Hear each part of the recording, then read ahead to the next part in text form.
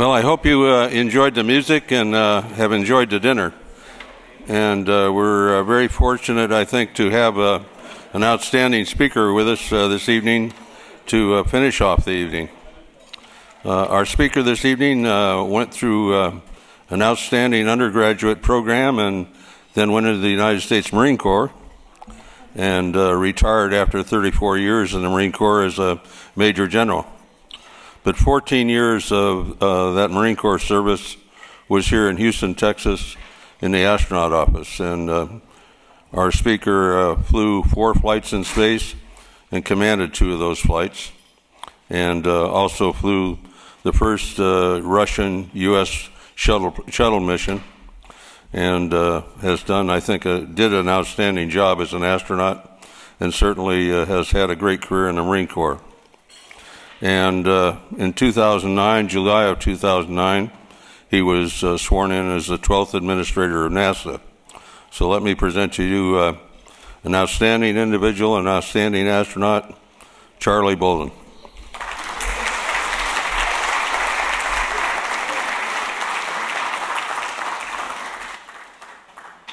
George, thanks very much. My table is sitting over there going, okay, we want to see this. Just as George began my introduction, I reached in my pocket to get my glasses.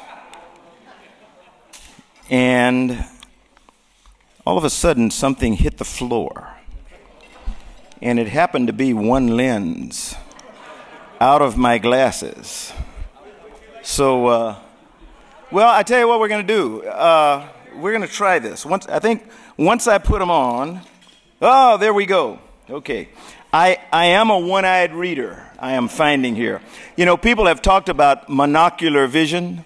And in fact, some people actually, in airplanes nowadays, helicopter pilots, they fly with a monocle that gives them all the information they need, and the other eye just lets them look out the front window and do normal stuff. So I always wondered how they did that. I'm going to find out tonight. And if you see me close one eye every once in a while, you'll know that it's because I got blurry all of a sudden. But let me begin my comments by saying that I have far too much material for you. And I tried to cut it down, but there's so much stuff I want to say because I talked to you last year. Mr. Abbey and Dr. Alford probably, hopefully, didn't make a mistake in inviting me back. But they said they wanted me to come back and try to make up for what I promised last year, and I didn't deliver. Because some of you will remember I was incredibly optimistic about NASA's budget last year when I spoke to you. This is a year later. And so what we're going to talk about is, I want to talk a little bit tonight about research and development in the space agency. And so I encourage you to ask questions. Because I only have one eye, feel free to ask questions at any time during my presentation. You can stop me and it'll help, probably.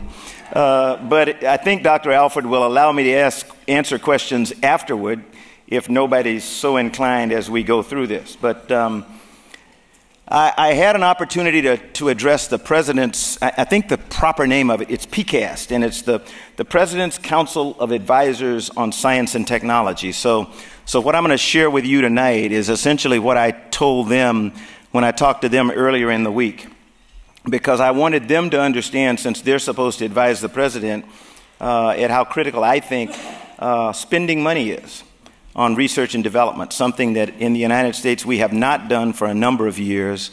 President Obama has really made an effort to do it, but even he meets with a lot of resistance when it comes to investing in our future.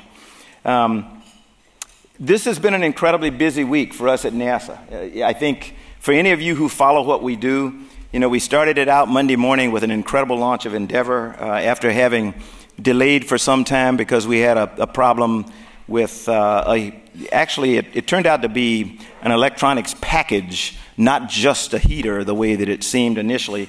So we had to change out a control assembly in the aft end of the shuttle, but we finally got it successfully launched. It was an incredible launch for a number of reasons. I tell people I'm an emotional kind of guy, and I'm a I don't do normal technical stuff. But I told people that the reason I thought the launch of Endeavour was so incredible was partially because of the presence of the commander's wife. And if you've been living under a rock somewhere, then you may not know that the commander of STS-134 is a guy named Mark Kelly, who's a Navy captain, a twin, by the way, whose twin brother, Scott Kelly, just returned from space, having spent 6 months aboard the International Space Station as the International Space Station commander. His wife is Congresswoman Gabrielle Giffords, who was the victim of an assassination attempt some months ago in Tucson, Arizona. And Gabby has been undergoing rehabilitation here in Houston, which has been absolutely phenomenal. And her recovery, I think, is short of miraculous. But to have her be present for the launch, I tell people was really important, because it represents the victory of good over evil, if I can put it that way. But it also, because she is one of my, when the Democrats were in charge of the House, she was one of my oversight committee chairs, and she's tough. And now she's the ranking member of my science committee, and she's still tough.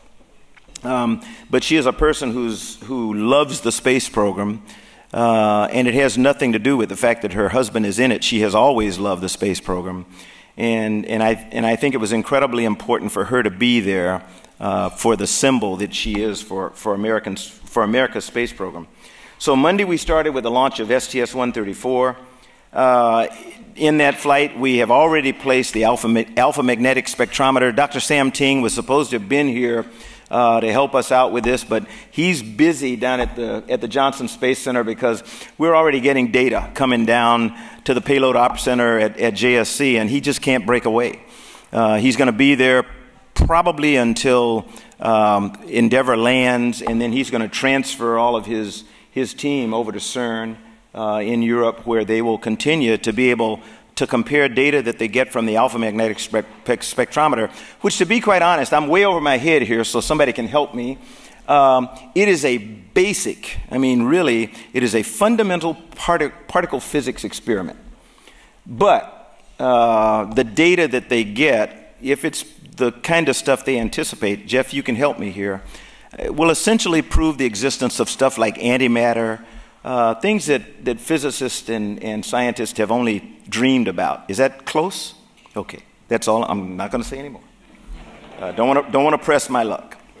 So we're deeply proud. I am deeply proud of the crew, Mark Kelly and his crew. The topics that we discussed in these past 2 days during the summit are, as I mentioned to folk in my group this afternoon, I think are vital to NASA. They're vital to our nation, and they're actually vital to the world. We had an incredible 2 days, I believe. We had some discussion that I think was unparalleled in the past. We really talked about collaboration and cooperation, something we used to do pretty well. And for some reason, it's actually kind of fallen off. And that's something that I have pledged to my group that I'm going to try to improve, because we can do better. We've got to do better, because the International Space Station, and Gene, where are you? Gene and I will disagree on some things, and Gene took one or two. Gene took issue with my. It's interesting, because there were two people who took issue with my statement, I think yesterday, when I said the International Space Station is the anchor for exploration. That's a misstatement. It caused Gene to get upset, because he's a robotic scientist who sometimes has... Okay, good. That's good. A scientist who is in favor of robotic exploration. But I also torqued off some of the human exploration people, because using the term anchor to them sounded like a weight. A burden. And what I meant when I said that was, it's the very foundation for human research, for human exploration, for the foreseeable future, until we are able to get back to the moon, onto Mars, onto an asteroid or something else. It's the best place that we have to do not just human research, but to do microgravity research. It's the best thing we got. And so let me just put it that way. It's the best thing we have. And so that's why I think it's critically important. President Obama, through his direction for NASA and in other initiatives like the U.S. National Space Policy, is trying to correct a years-long decline in research and development. But I've got to say, people talk to me all the time about Dr. Derision and I, Ambassador Derision and I talked about this yesterday. People talk to me all the time about their worry that the U.S. is going to lose its leadership role in space exploration and as shuttles are phasing out. We have one more flight on the shuttle after this one, and then that's it. And that started in 2004. So if truth be told, I didn't bring this. I didn't make this decision. I agree with the decision strongly. It's the right thing to do. But this started a long time ago. And over the last 6 years, we have executed an incredibly well-planned phase-out of the space shuttle. What we didn't do was put funding into the replacement for shuttle such that when shuttle flew its first flight, we would be launching another vehicle, within a month, carrying Americans and our partners to space. That's water under the bridge. So, we can sit here and argue about it. We can do whatever we want to do. But that decision was made a long time before I became the NASA administrator or President Obama became the President of the United States. What does worry me is the fact that we are still not spending an adequate amount of money on research and development.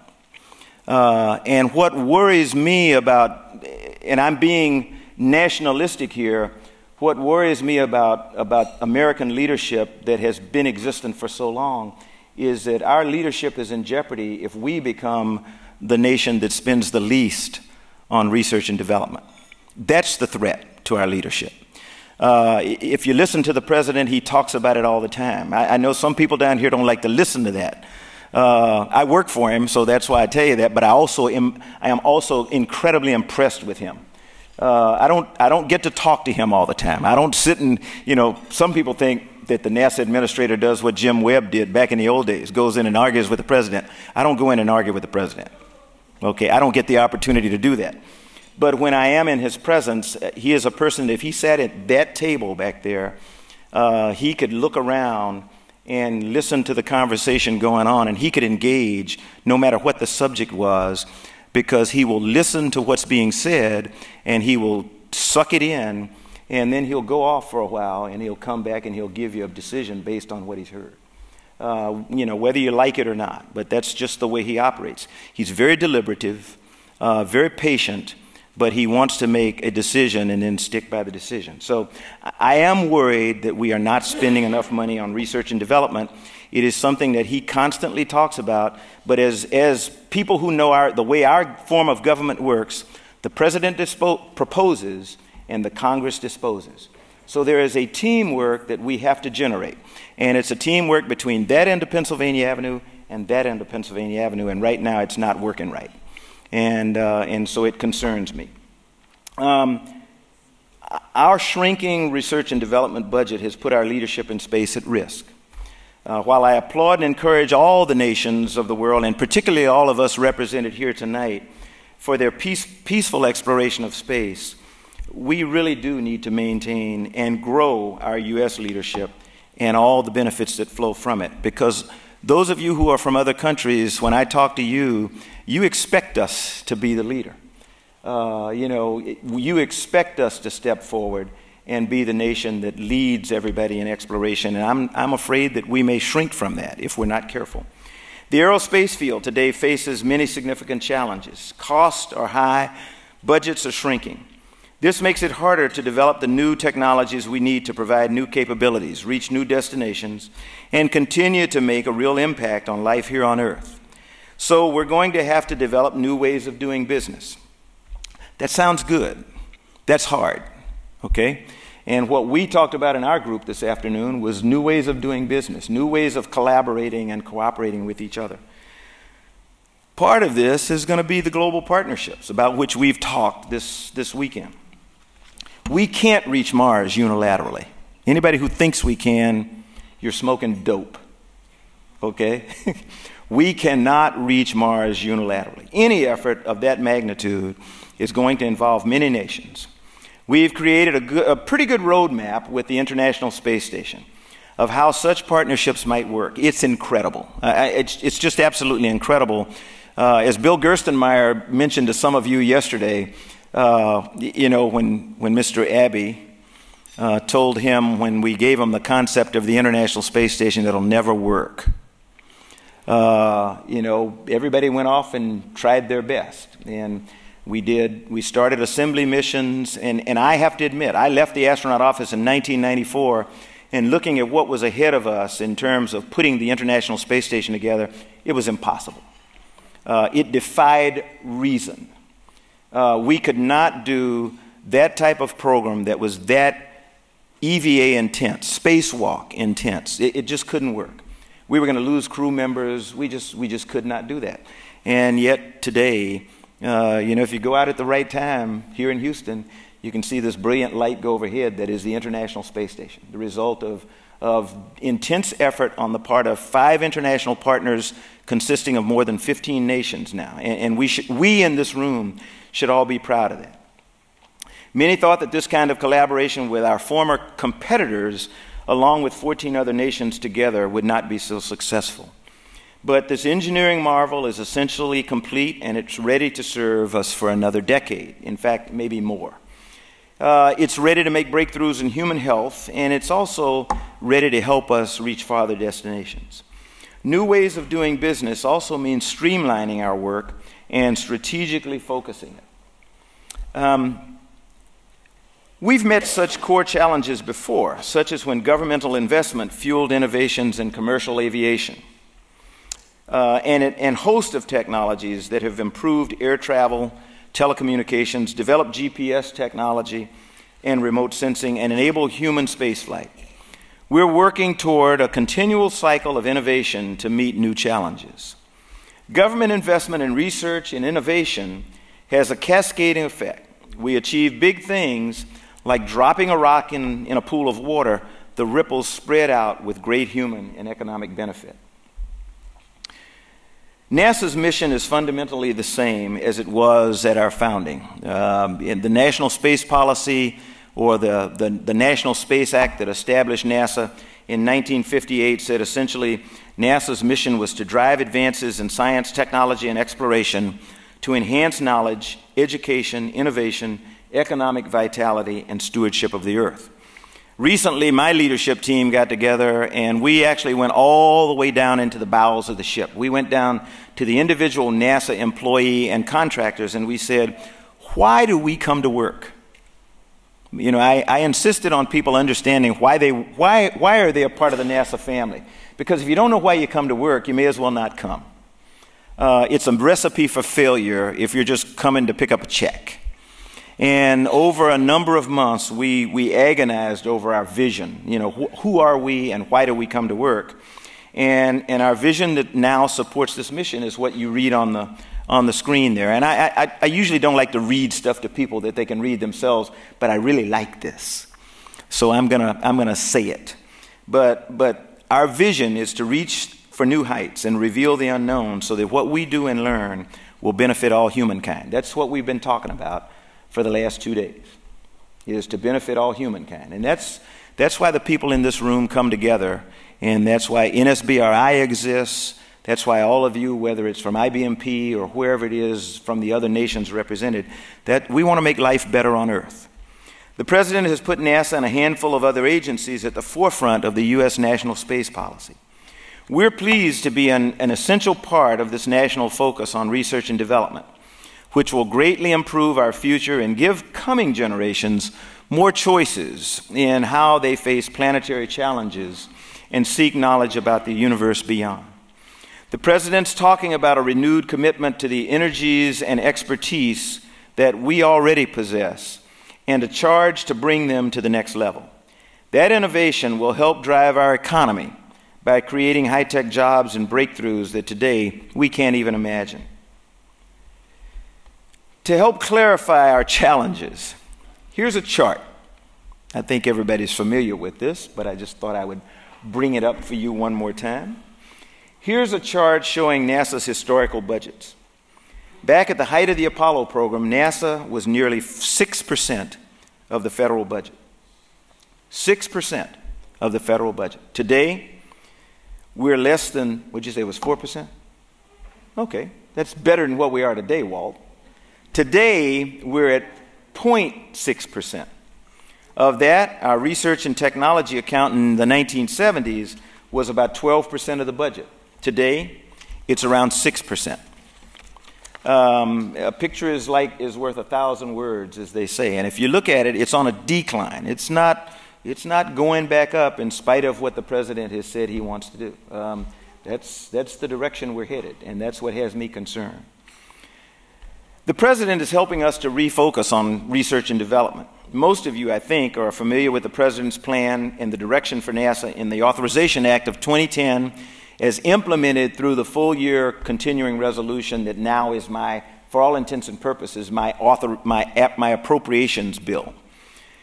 And let me summarize them for you. The centerpiece of our human spaceflight endeavor will be the International Space Station, which will fly till at least 2020. We've completed certification here in the U.S., and we think we can fly it until 2028, if not beyond. We'll develop a heavy-lift rocket and a multi-purpose crew vehicle to get us beyond low Earth orbit. We'll facilitate commercial capabilities for crew and cargo access to the ISS and other LEO destinations. Let me stop here. Anybody want to ask me a question about that? I need to clarify one thing here, and hopefully everybody will understand this. We cannot survive without successfully bringing on the commercial entities to provide access to low Earth orbit. I showed you what my budget was. There are two things about going to space. You got to get access, so you have to have a way to get there.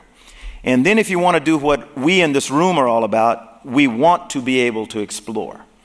The only way that NASA can lead the exploration effort is that we shed the responsibility and the cost of building and buying and operating vehicles just to provide access to low Earth orbit. So the commercial entities are vital. I've got to make them successful. And I've got to make them economical. And when that happens, I think everybody else will understand, where we're trying to go. And we made a huge step last December when a company called SpaceX out of Hawthorne, California, launched a rocket called the Falcon 9 carrying something called Dragon into orbit. And Dragon flew 2 orbits, and then it deorbited and successfully was recovered in the Pacific Ocean. Now, did they do everything right? Nah. Do we do everything right the first time we fly stuff? No. We have Orbital Sciences Corporation out of Dulles, Virginia, that's going to launch their Taurus 2 spacecraft, and it'll carry a module called Cygnus that's built by the Italians, by the way, into orbit in late this year. And that will give us the first 2 commercial entities that will be capable of delivering hardware to the International Space Station, which I believe is vital. We'll develop new space technologies, and this is critical. And this is a point at which I have a lot of differences with the U.S. Congress right now. When we talk about space technology, Walt and others will tell you our record of performance is poor. When NASA talks about technology development, people think of sandboxes, and they think of just throwing money, down a bottomless pit. And that's not what we're about, and that's not what we're trying to do with space technology. We have a technology roadmap that's in review by the National Research Council right now. That technology roadmap is not something that I invented or I built. It's something that's been around for, since we started human spaceflight. Since before the Wright brothers built an airplane, human beings wanted to go to Mars. They wrote books about going to Mars. But they knew that they had limitations, and those limitations are what we call capabilities. And so the capabilities roadmap that we have presented to the National Research Council is a decades-old capabilities roadmap that we're trying to get validated by the National Research Council so that we can go off and execute. But it takes money.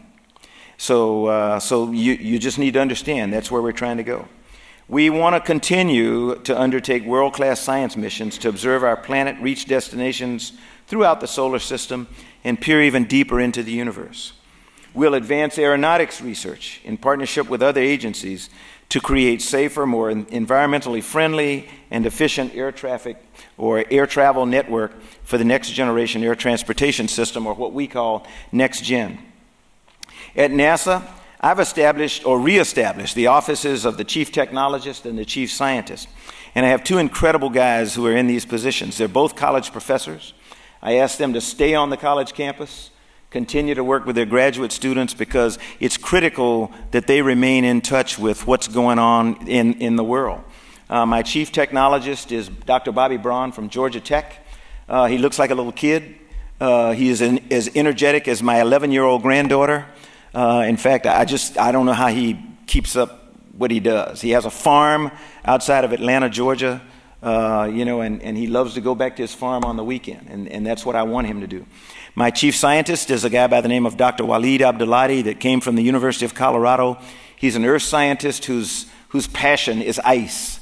He's a glacial scientist, and their jobs are to help me interface with people external to NASA, to help them understand what it is we're trying to do, but most importantly, to make sure that the programs that we're doing inside NASA covers science and technology in toto, and that we don't get pigeonholed into things that are non-productive. By investing in high payoff disruptive technology that industry cannot tackle today, we at NASA will mature the technology required for future missions in aeronautics, science, exploration, while proving capabilities and lowering the cost for government agencies and commercial space activities. Our work spans many missions and programs, and I can only touch on a few things in this forum. Consider how the architectural options for human exploration of our solar system will change when reliable commercial access to low Earth orbit, on-orbit servicing, propellant depots in space, inflatable habitats, and advanced in-space propulsion technologies are available. For our science missions, consider the improvements in new optics, lightweight materials, structures, and power systems, and high bandwidth communications. Consider the efficiency gains in radiation shielding and closed-loop life support systems. These things sound familiar? You know, what have we been talking about for 2 days? But I mean, consider the efficiency gains in radiation shielding and closed-loop life support systems that may become possible from improved knowledge of human adaptability to the space environment gained through scientific experiments on the International Space Station. Our work will focus in part on what Bobby Braun, my chief technologist, likes to call grand challenges. You start with a big idea like, make access to space economical, or develop routine satellite servicing, and generate specifics, tapping into the expertise and enthusiasm of innovators who may not necessarily be in our traditional pool of partners. DARPA and other organizations do this all the time. Our chief technologist is implementing a wide array of programs to help make these things happen. Our space technology roadmaps, which I already talked about, are over at the National Research Council right now for evaluation. There's several new technology solicitations on the street right now. And I won't talk about them at all, because I think some of you already know what they are. Technology and science go hand in hand. With science guiding technology and technology enabling science, our past investments have led us to develop a diverse and robust science portfolio. Every month for the next 6 months, we have a launch or an orbital milestone, and there are many more to come after that. I don't know how many of you understand the significance of that. Every single month for the next 6 months, we're either going to be launching a major science project, or we have a milestone with a major science project that's going to be taking place. Aquarius, launching in June, will make the agency's first space-based global measurements of ocean salinity, which is a key missing variable in satellite observations linking ocean circulation and the global balance of fresh water and climate. In its first few months on orbit, scientists will collect far more surface salinity data than we have from ships and in-water sensors over the past 125 years. In July, Dawn will enter an orbit around the asteroid Vesta, and later will enter an orbit around the dwarf planet Sirius, which are believed to have formed early in the history of our solar system. Dawn's insertion into orbit around Vesta will mark the first time a spacecraft will orbit a body in the main asteroid belt. Juno, launching in August, will help resolve mysteries about Jupiter's composition, atmosphere, and magnetic field. Juno will be the first solar-powered spacecraft designed to operate at such great distances from the sun. What I'm telling you there is we didn't think that a satellite could go to Jupiter, someplace that far away from the sun, on solar power. We didn't think that just the radiation from the sun would be sufficient to power a spacecraft that far away. But with the technology that's been developed, Juno is going to go to Jupiter on solar power. Grail, which is actually two satellites, a tandem collection of satellites, will head to the moon in September to reveal secrets about a lunar interior using high-resolution gravity measuring techniques. And then NPP, I think it stands for INPOS Preliminary Project or something like that. But INPOS, some of you don't even think about it. It's a bad project that the United States spent a lot of money on. It was joint DOD, NASA, NOAA. And so President Obama got tired and just said, okay, let's break it up. And so NASA and NOAA are now working on something called the Joint Polar Satellite System. All you need to know about it is it's a weather satellite. It's a vital weather, light, and climate satellite, which hopefully will fill a gap that's about to occur here. We're going to be out of weather satellites, believe it or not, in the next few years. Everything that we have on orbit right now is old and tiring.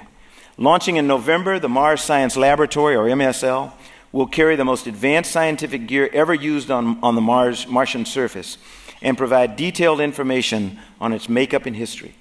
It will do this by landing a rover about the size of a small car, capable of gathering rock and soil samples and processing and distributing them to onboard test chambers, all with a range capability that will exceed any that have gone before.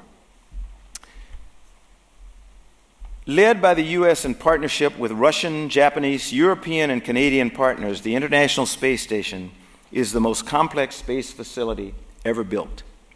Almost 1 million pounds of hardware over the length of a football field, and with an interior volume greater than a 747, the ISS is traveling at 17,500 miles an hour at 250 miles overhead, orbiting Earth about 16 times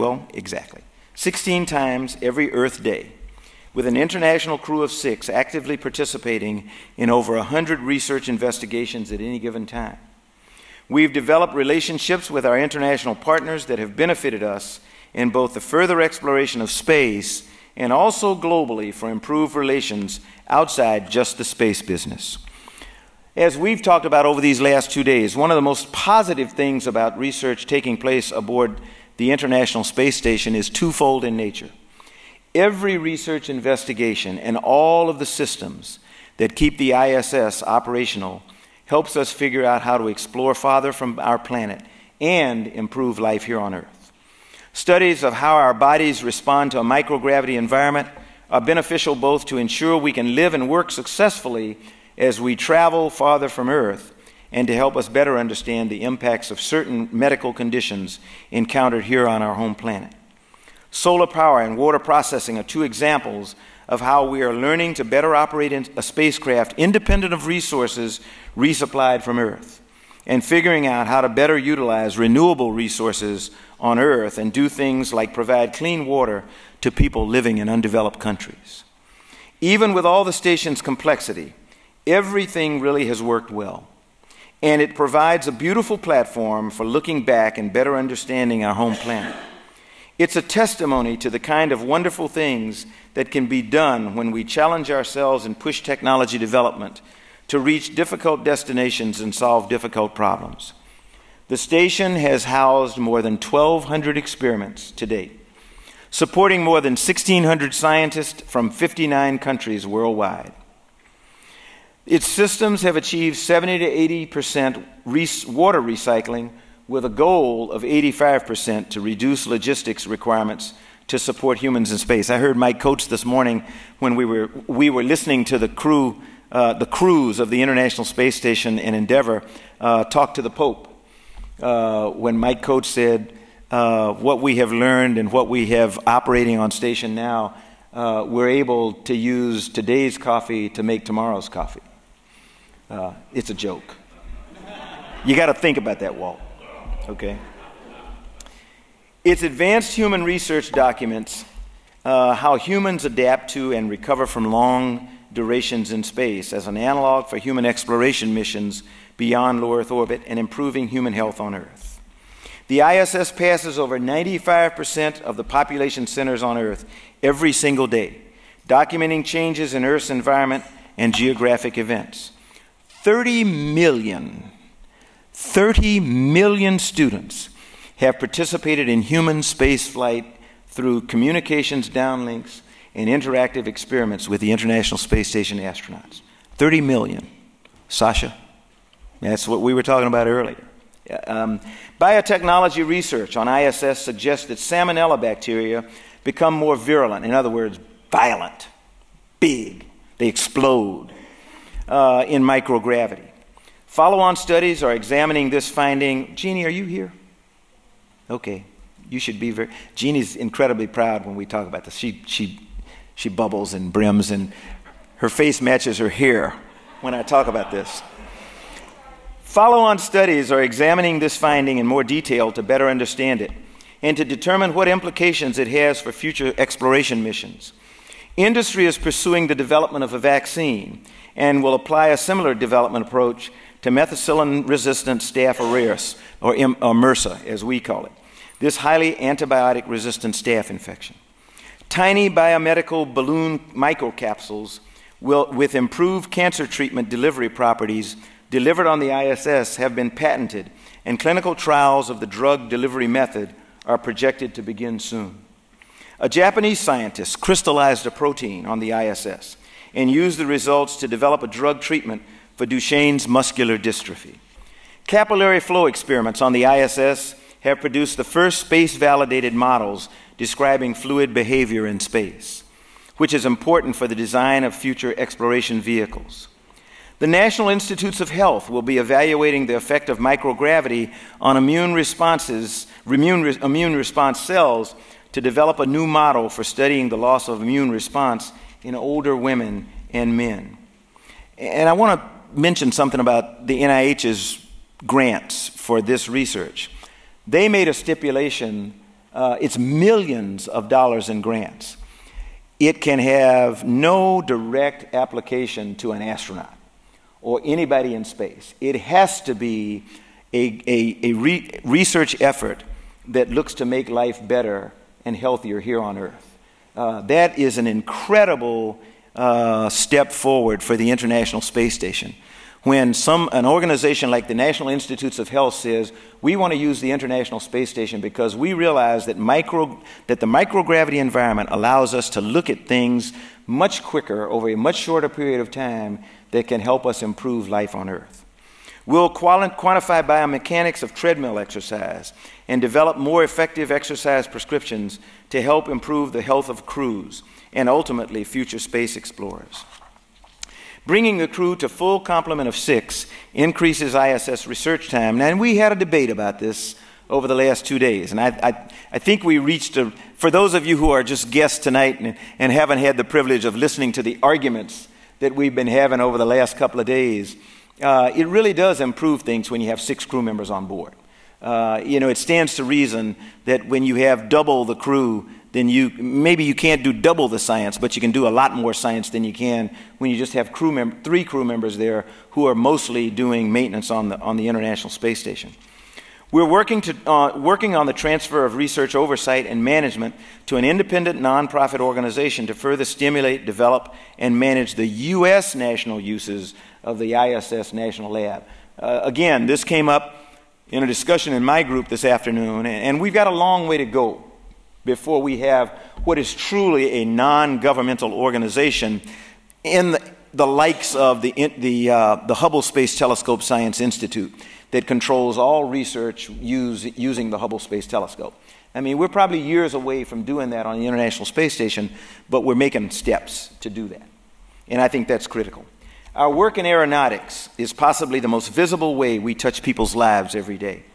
Nearly every citizen and military airplane, every civilian and military airplane that exists today uses technology made possible in part by NASA research.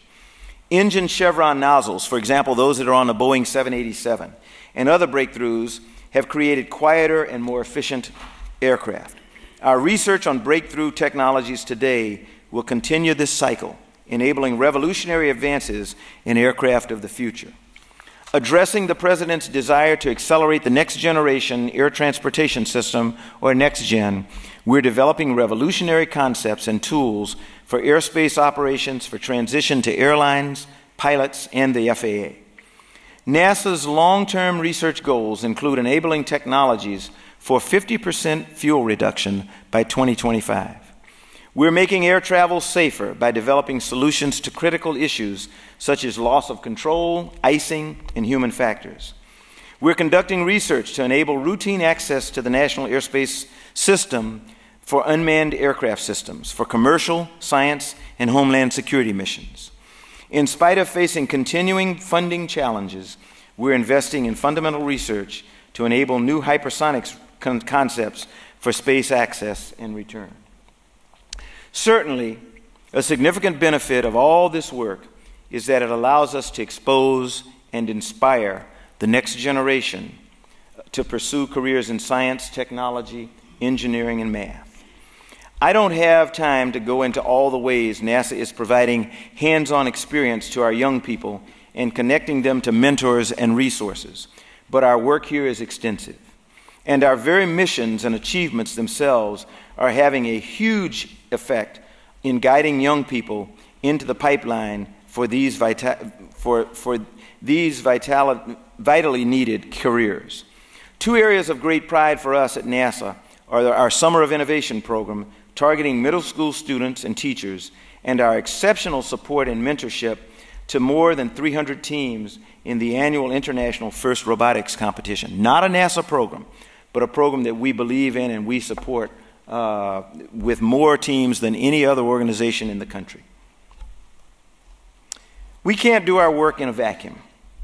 Partnerships with academia, industry, other government agencies, and other countries are essential. About 2/3 of our international agreements are in the area of science. With the Federal Aviation Administration and the Defense Department, we conduct joint research, simulations, and field trials to find solutions to national problems. We then transfer the technology and knowledge to those who need to use it. NASA and the U.S. Agency for International Development, or USAID, just last month signed a 5-year memorandum of understanding on agency collaborations to use earth science data to address developmental challenges and assist in disaster mitigation and humanitarian responses. One of these collaborations is SERVIR. In Spanish, it means to serve.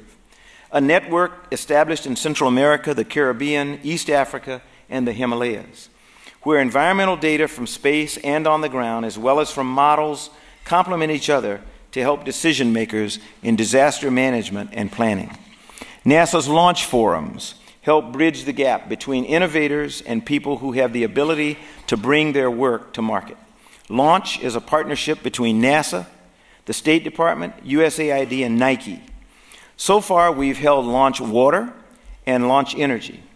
At the bottom center of this slide at which you're looking right now, you can see 4 little inserts, and you see an innovation that allows seawater or brackish water to be used to grow plants, shown here growing in the desert of Abu Dhabi. Robonaut 2, or R2 as we like to call him, or it, is a partnership between NASA and General Motors, or GM. This prototype is now a resident crew member on the International Space Station, and in the future will test its capabilities in microgravity and its interaction with crew members. Bloom Energy has been commercializing the Mars Oxygen Generator, a life support and fuel production box that can produce clean, reliable electricity here on Earth. America is a nation we are today because of the technological investments made in the past 50 years. Our lives have been greatly improved by directing scarce resources toward exploring space.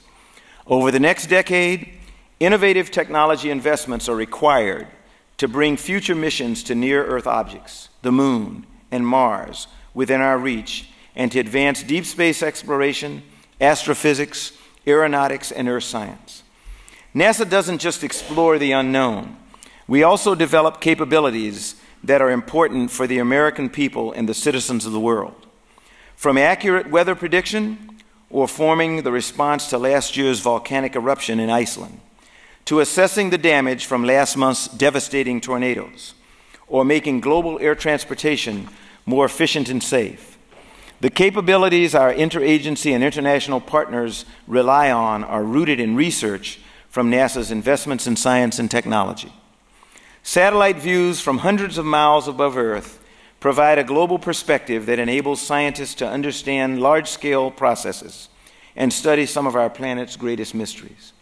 Last year's Snowmageddon, if you don't live on the East Coast, you don't get it.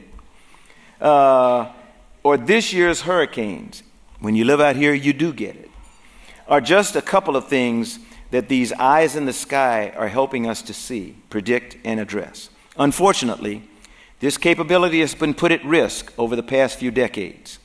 For example, 12 of our current Earth science missions are well past their design life and living on borrowed time. The Earth observing fleet needs to be rebuilt with new and innovative capabilities, and the launch of Aquarius and NPP later this year mark important steps toward this critical challenge. However, NOAA's Critical Joint Polar Satellite System, or JPSS, climate and weather satellite remains in jeopardy due to budget challenges. If there's one thing you'll take away from my remarks tonight, and I know I've talked too long, I hope that it's NASA's investment in science and technology research will take us out into space and improve our lives at home. But our ability to execute our mission is increasingly threatened by dwindling budgets. From solving challenging problems of today to preparing a technologically and scientifically capable generation for the challenges of tomorrow, our research and development activities and our ambitious pursuits help make this nation and all of our nations, our partner nations, stronger, serve society as a whole, and we will leave a legacy of achievement for generations to come.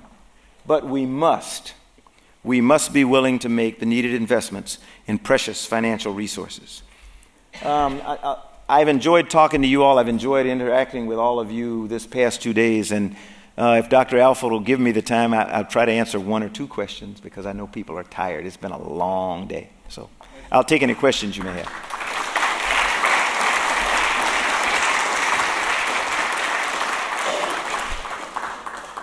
Monocular vision's not all it's cut out to be. Yes? Commercial enterprises that are just beginning, for instance, the commercial space thing, require an influx of money. Who is supporting these initial companies, and is NASA a venture capitalist in this? NASA is a partner. We're not a venture capitalist by any stretch of the imagination. So far, I will say I have invested about $500 million in the two companies, SpaceX and Orbital Sciences. So for the tune of $500 million, I've gotten 2 flights out of SpaceX and potentially the 2 flights that are coming up for Orbital Sciences. That doesn't come anywhere close to what it cost me to build and fly a rocket. And that's, you know, what we're going to do, because these are through Space Act agreements. But when we go into the what's called CRS or commercial resupply services, we'll buy services from the commercial entities. We'll pay them on a fixed price basis. If they need to do extra things because they have a problem, they've got to go to their investors and and their shareholders and get the money. Yeah. Yes, Jeff. Yeah, Charlie, first of all, I think all of us just have to thank you. We know how busy you are, and the fact that you can take your time to come here every year and listen to all this and take some of this away is just, I find, astounding, and we thank you for it. I'd like to ask if you've talked about opening up the space station to other countries around the world. How do you foresee this happening? I mean, if a country is not a partner, how are they going to get involved? Yeah, some of you know that the station is a treaty. It's the result of a very hard, worked out treaty among the member nations. So there are 5 entities who are signatories on this treaty: the European Space Agency, JAXA, the U.S. Roscosmos, or the Russian Space Agency, CSA. That's right. Forgot that. So they are the 5 signatories of the treaty. We do not want to reopen the treaty and renegotiate. So what we have agreed upon among the heads of agency, the 5 heads of those agencies, is that we would go out and we would bilaterally try to find partners for each of us that we will sponsor for participation on the International Space Station. So we leave it up to the member nations or the member agencies to go out and find potential partners for them who can be brought in for partnership, on the International Space Station. We've got friends from Thailand who are here tonight. Not sure if any, and I refer to countries like Thailand as non-traditional partners. Countries that may not have had a space program before. Nigeria, Thailand, Malaysia. Others that may not be able to fully fund a space program, but have experiments that they want to fly. I visited Egypt and Qatar and Saudi Arabia and several other Middle Eastern countries last year. Egypt is a huge country when it comes to remote sensing. They have EgyptSat, which is a remote sensing satellite that's purpose is to help them understand floods and droughts and all this kind of stuff. And so we partner with nations like that and just making our resources available to them or helping to make theirs better. So non-traditional partners are the ones that the United States is trying to sponsor, and other countries are doing the same. Yes? It's a pleasure to have you here tonight and hear all of this, and it's very, very exhilarating to know that we're actually going to go moving forward. I'm going to take a step backward just on one thing because of science, which I live and die for, and it's the big concern is that science has always been at the risk of whatever problems NASA may have otherwise. And in the original conceptualizations for NASA in 1958, there was the designation that a lot of biomedical research would be done by NIH, and a lot of basic research would be done by NSF in this concept. Is there any hope that we can re-engage these 2 particular agencies and get them stimulated to the point where we could have somewhat of a more sustaining basis for support for those areas of science that would not nearly be at the risk that they are usually when they're within the agency? Neil, I mentioned the grant program that NIH has. I think that's very promising. We continue to work with NSF. I'm not satisfied that we have a viable partnership with them the way that we do with NIH right now. Or the ideal partner is what we're doing with USAID. The program Severe I think is incredible. I've had an opportunity to visit. We have 3 sites around the world. NASA is a junior partner in Severe. The U.S. Agency for International Development funds it for all intents and purposes.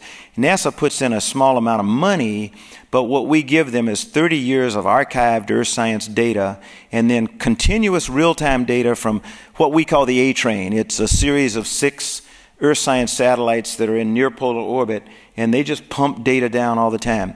I visited our center in Nairobi, Kenya last year, where when I was there, 15 East African nations under the tutelage of NASA scientists were developing drought and flood models for all of East Africa. And this was different from what they had done in the past. They did like people, anybody here from California?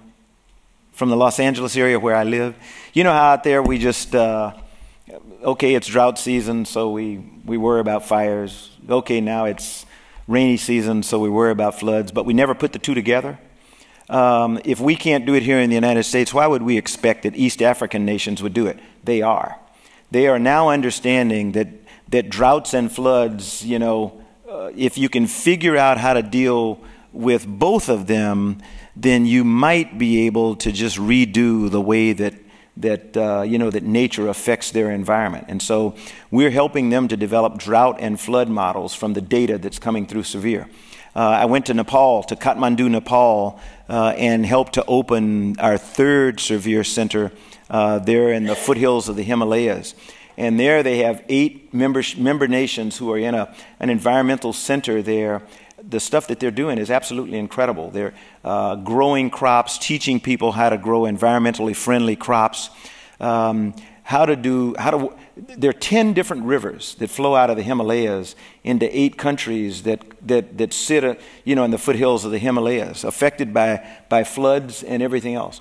And Severe is enabling them to build flood models and the like that will change the effect there. The incredible thing about it is among the nations are China.